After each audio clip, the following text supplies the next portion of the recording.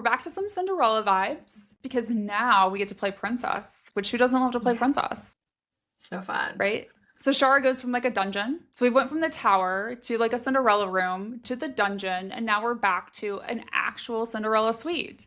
So it's crazy to kind of think about like that drastic change, which would have to be overwhelming to go from having literally nothing to being in a palace now where you can have whatever you want. I mean, you're still caged. She's still caged, just in much better surroundings.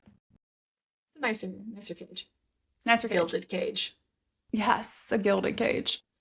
But while she's in their suite, she's really worried about Thorne, and she asks Maud if like Maud, could you connect to Thorne? And then Maud does what I feel like she really starts to do in this book, which is like, why don't you try yourself? Like she gets more of like a little snarky personality, like, have you tried?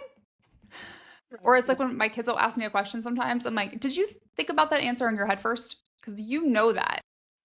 And this is when you learn that Shara and Thorne can like quasi talk to each other through their minds, which gives me like big ACOTAR, Rhysand and Feyre vibes. It's not as strong as their mind talking, so I'm curious to see how that grows throughout this, throughout the series.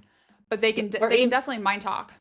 yeah, or even like Xaden and Violet, like they can find the connection to each other through their bonded dragons. So it's like, it's very much like similar world. So if you like those kind of storylines where they have a secret communication, like this is your jam. This is where it gets taken to the next level.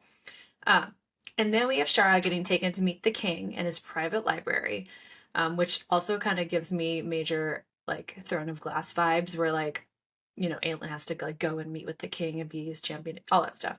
So Shara is, meeting with the king.